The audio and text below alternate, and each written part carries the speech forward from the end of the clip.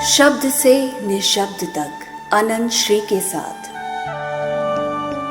एक मित्र पूछते हैं, नैतिकता और अध्यात्म, मॉरलिटी एंड स्पिरिचुअलिटी, इनके बीच क्या संबंध है या कहाँ तक संबंध है? नैतिकता का अध्यात्म से कोई संबंध नहीं। Spirituality is beyond morality.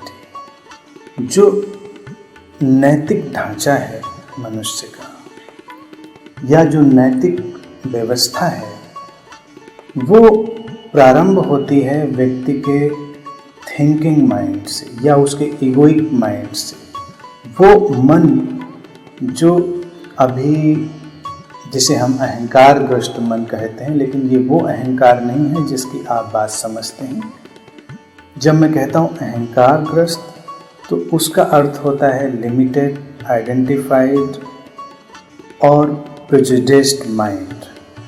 वो मन जिसके अपने पूर्वाग्रह हैं, वो मन जिसकी अपनी सीमाएं हैं, जिसकी अपनी ही एक धारणा की व्यवस्था है। अहंकार तुम्हें हमेशा सीमित करता है, इसीलिए अहंकार पीड़ित करता है। उसे छोड़ने न छोड़ने का विषय नहीं है। एक ऐसा मन जो अभी सीमाओं से घिरा है, जो इगोइक सेल्फ में यात्रा कर रहा है, उसको जीवन के विराट सत्य को देखने की क्षमता उपलब्ध नहीं होती, या जीवन का जो एक्सपेंडेड ट्रुथ है। तो उसके लिए उसको ज़रूरत होती है कुछ रास्तों की, उसको ज़रूरत होती है कुछ नियमों की, उसको ज़रूरत होती है कुछ व्यवस्थाओं की। ऐसे में ही नैतिक चिंतन प्रवेश करता है। हालांकि धर्म की बहुत सारी व्यवस्थाओं को लोगों ने नैतिक चिंतन मात्र बना लिया है। ऐसा करो, वैसा मत करो, ये खाओ, वो मत खाओ, ये पहनो, वो मत पहनो। तुम कहीं भी अगर साधना के जगत में जाओगे और जो संप्रदायगत व्यवस्था है वो हमेशा कुछ कमांडमेंट्स के साथ चलती है। धर्मों में अपने किस्म के कमांडमेंट्स हैं, लोगों को उन्हें पूरा करने में अच्छा लगता है, क्योंकि व्यक्ति अगर विकसित नहीं है तो वो अनुगामी है, फॉलोअर है, और अगर वो विकसित है तो वो फ्लावर हो जाता है, खिल जाता है, खिलावट उसके अंदर आती है। खिला हुआ व्यक्ति किसी का अनुगमन, अनुसरण नहीं करता, लेकिन इसका अर्थ ये नहीं होता है कि वो दूसरों के रास्ते में बाधा डालता है। क्या एक फूल खिलता है तो दूसरे फूल के खिलने में कोई रुकावट डालता है? या किसी एक फूल के खिल जाने से किसी दूसरे फूल के खिलने की व्यवस्था में कोई कमी आती है? ऐसा नहीं होता। लेकिन जो सीमित मन है, उसको लगता है कि स्कैर्सिटी है, अभाव है। उसको खुशियां भी, शांति भी, जीवन की हर गहरी बात लगता है कि उपलब्ध करनी है और उसको समेट लेना है इससे पहले कि वो खत्म हो जाए। इसलिए वो भयभीत है, वो डरा हुआ है। और फिर दूसरे जब ऐसा होने लगते हैं तो वो और भयभीत हो जाता है, क्योंकि उसको लगता है कि मेरे हिस्से की खुशी तो किसी के पास नहीं जा रही, या मेरे हिस्से की शांति तो किसी के पास नहीं जा रही, या मेरे हिस्से की समृद्धि तो किसी के पास नहीं जा रही। समृद्धि से आपको ज़्यादा संबंध लगेगा, क्योंकि उसमें तो लगता ही है। व्यक्ति अपनी ही प्रतिभा, अपने ही गुण और अपनी ही जो जीवन धारा है उसके अनुकूल अपने जीवन का निर्माण करता है। आध्यात्मिक व्यक्ति अंतर्दृष्टि संपन्न होता है, वो इंसाइटफुल होता है, उसके अंदर एक अवेकनिंग होती है। इसलिए उसे किसी बाहरी नियम की जरूरत नहीं, उसे किसी बाहरी आरोपण की जरूरत नहीं है। वो देख सकता है रास्ता कहाँ पर है, कैसे चलना है। अंतर्दृष्टि आती ही तब है जब तुम्हारी चेतना इतनी विकसित हो चुकी होती है कि तुम जगत में समृद्धि को देख पाते हो, अभाव को नहीं। भारत में इसीलिए हमने ईश्वर शब्द की इजाद करी थी। ईश्वर शब्द ऐश्वर्य से बना है, अर्थात जो ऐश्वर्य पूर्ण है वही ईश्वर है। तो तुम सब भी ईश्वर हो। ऐश्वर्य अपनी तरह का है और ऐश्वर्य को हमने सीमित कर दिया पदार्थ में। तो लगता है कि ऐश्वर्य का अर्थ पदार्थ ही होता है। पदार्थ की समझ भी ऐश्वर्य ही है, उसके प्रति तुम्हारा बोध भी ऐश्वर्य ही है। तुम उससे अपने अंदर क्या अनुभव कर पाते हो, ये क्षमता भी ऐश्वर्य है। क्योंकि कई बार हमारी क्षमताएं इतनी धीमी हो चुकी होती हैं, मंद हो चुकी होती हैं, डल हो चुकी होती हैं कि हमारे अनुभव क्षेत्र में बहुत कुछ आता ही नहीं। इसीलिए हम और नए अनुभव की तलाश करते हैं, फिर और नया अनुभव, जिससे हमारे अनुभव जगत की जो व्यवस्था है वो आंदोलित होते रहे, तरंगित होती रहे, वाइब्रेट करती रहे, लेकिन फिर भी इससे बात नहीं बनती। नैतिक व्यक्ति अगर तुम उसकी जांच पड़ताल करोगे तो वो कमोबेश बहुत अहंकारी व्यक्ति नजर आएगा। उसको अपनी पवित्रता या अपनी महानता का दम जरूर होता है। तुम तथाकथित विनम्र लोगों से मिलो। एक आध्यात्मिक व्यक्ति अगर तुम पूछो क्या विनम्र होता है, तो मैं कहूँगा नहीं। तुम पूछोगे क्या फिर वो अहंकारी होता है, तो मैं कहूँगा नहीं। फिर तुम पूछोगे फिर वो क्या होता है, वो बस होता है। वो अपने होने में स्थित होता है और उस होने से, उस बीइंग से जो निकलता है वही श्रेष्ठ होता है, वही उसका स्वभाव होता है।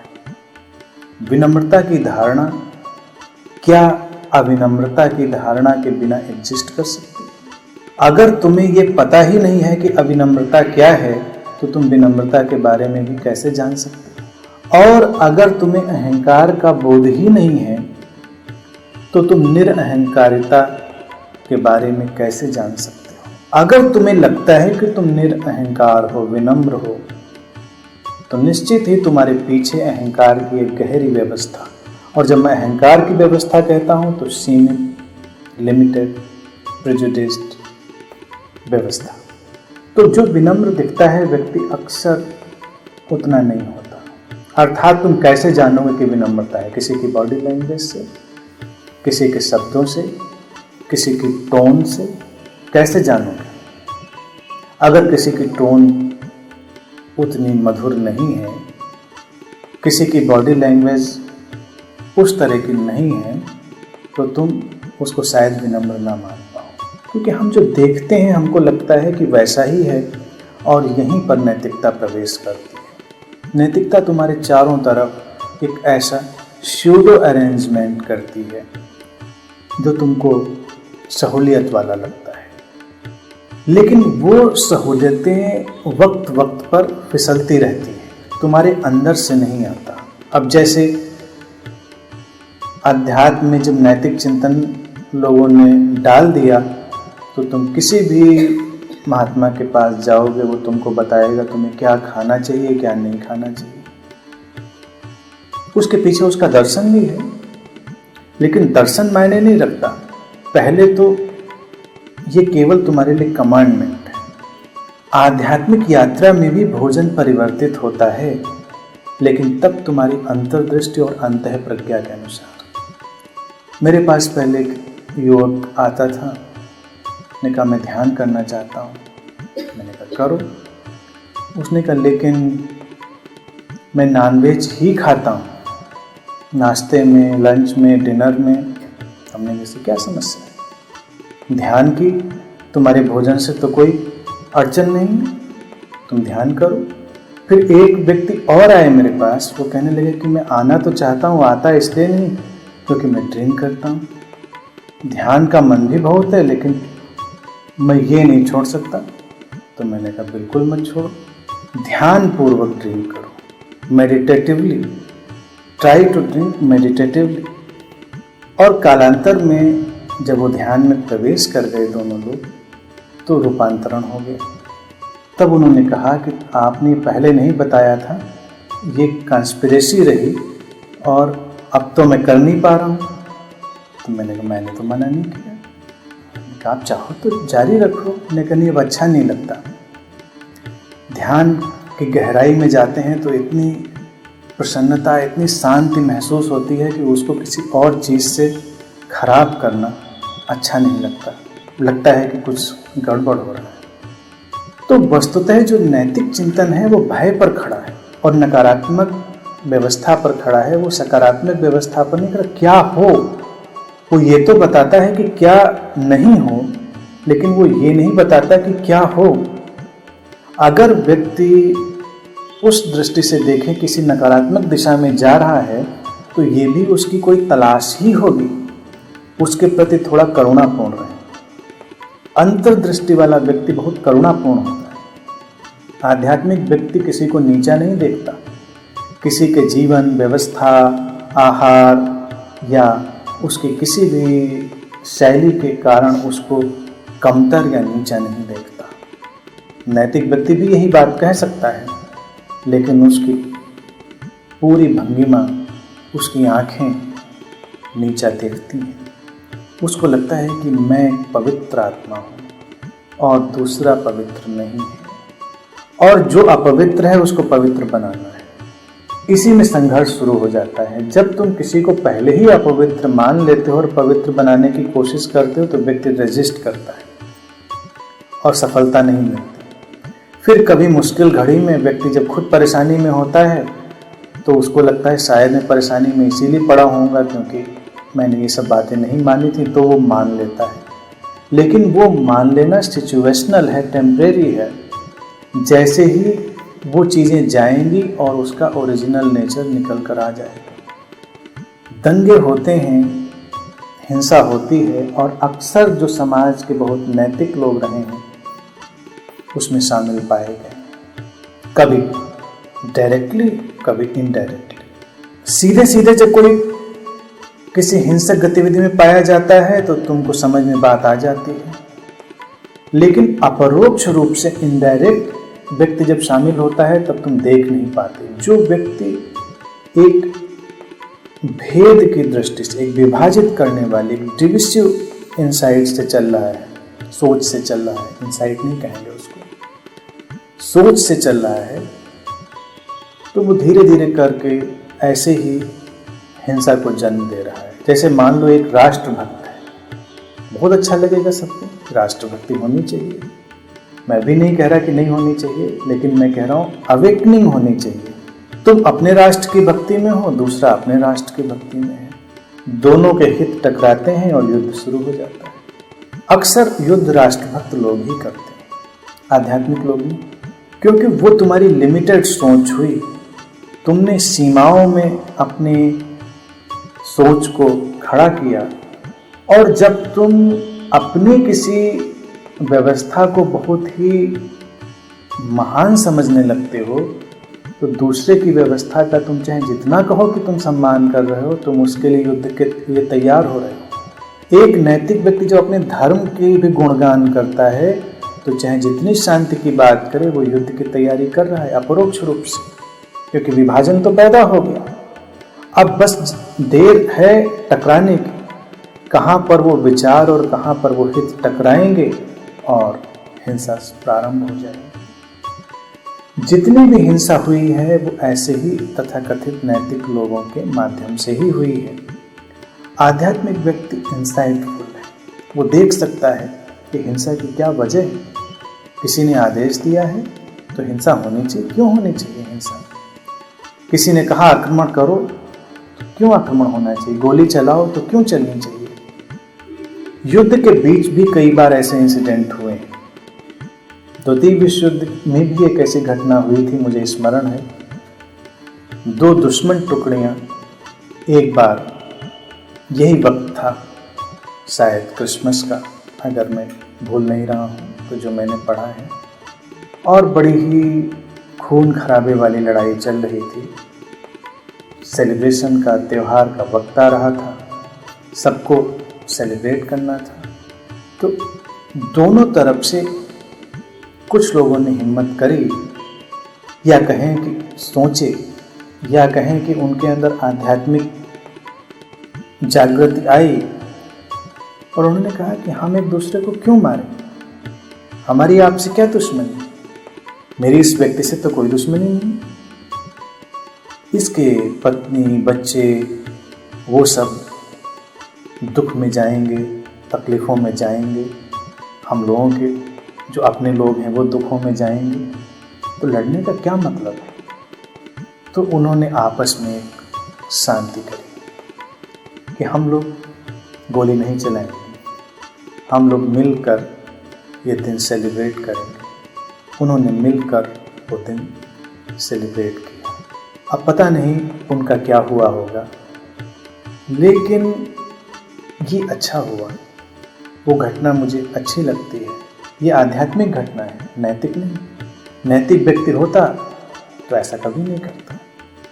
वो कहता राष्ट्र के लिए तो लड़ना है, वो धर्म है मेरा, लेकिन उस धर्म से भी ऊपर मानवीयता का धर्म है, प्रेम का धर्म है। सीमाएं जानी चाहिए, सीमाएं विदा होनी चाहिए। अध्यात्म का एक ही संदेश है, सीमाओं को जाने दो, चाहे वो राष्ट्रों की हों, चाहे वो धर्मों की हों। जब तक वो रहेंगी, कमांडमेंट्स रहेंगे, नैतिकता रहेगी, युद्ध रहेंगे, हिंसा रहेगी, अशांति रहेगी, और हम चाहे कितनी भी शांति की बात करें, वो आने वाली नहीं। एक आध्यात्मिक व्यक्ति अपने जीवन के नियम स्वयं बनाता है और जल्दी ही वो जान लेता है कि जिन रास्तों से उसके जीवन में शुभ, सुंदर और जितना भी बहुमूल्य है वो प्रवेश कर रहा है, उन्हीं रास्तों से दूसरे के जीवन में भी प्रवेश करेगा। तो सबके लिए रास्ते तैयार करता है, सबके लिए रास्ते निर्मित करता है, अपने लिए ही नहीं। और अगर तुम प्रसन्न हो जाओ तो तुम दूसरों के लिए प्रसन्नता का माध्यम बन जाते हो। लेकिन प्रसन्नता कोई कमांडमेंट तो नहीं हो सकती कि तुमको मैं आदेश दे दूं कि आज सुबह से तुम प्रसन्न रहोगे। वो तो तुम्हें अपने अंदर तलाशना पड़ेगा, खोजना पड़ेगा, और जो अतिरिक्त इकट्ठा हो गया है तुम्हारे अंदर उसको हटाना पड़ेगा।